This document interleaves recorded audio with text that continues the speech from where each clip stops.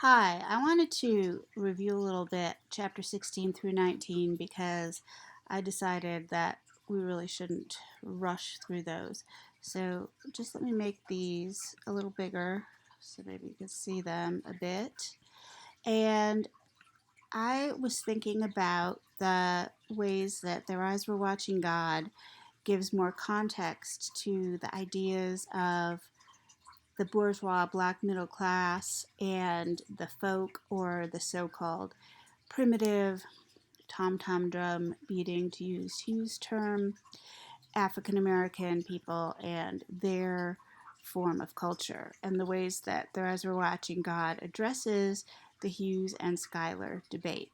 So my point here in looking at these excerpts from chapter 16, 17, 18, and 19 is just to talk about how you can apply the beginning of your discussion from the first paper to Their Eyes Were Watching God.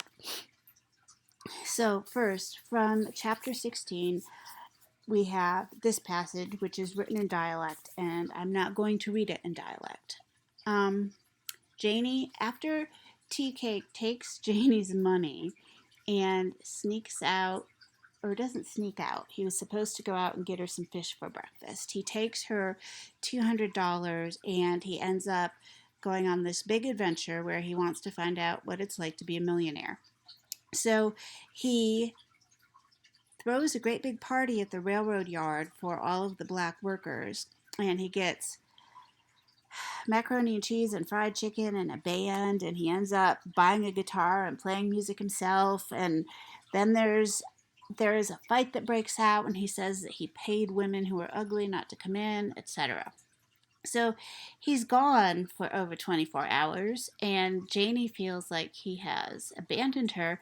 And then he shows up and comes back and says, "Oh, I just found that money and I got it in my head to think about what it's like to be a millionaire," and tells her about the whole party. So finally, Janie says, "Well, you must think I'm super ugly if you didn't even invite me to the party, much less pay me $5 not to come in."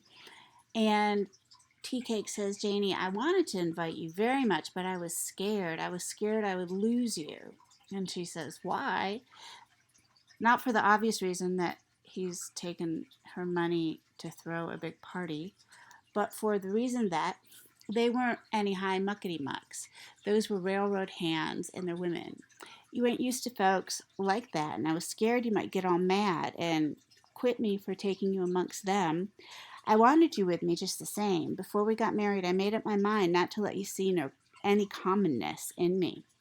When I get my habits on, when I get mad habits, I go off and keep it out of your sight.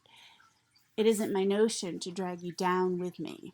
So he has this idea that she's a lamp blacked Anglo Saxon and that his engagement in blues culture and parties and other forms of working class fun would not interest her, or that they would even offend her. So she says, "Look here, Tea Cake, if you ever go off from me and have a good time like that and come back telling me about how nice it is, I will expect to kill you dead. Do you hear me?" And he says, not, "You're going to kill me because I took your money and blew it on a big party," but rather, "Okay, so you're going to do everything I do." And she said, "Yes, I'll do whatever you do. I don't care what it is." And he says, "That's all I want to know. From now on, you're my wife and my woman, and everything else in the world I need." And they decide at that point that they're going to go to the Everglades and work in the muck.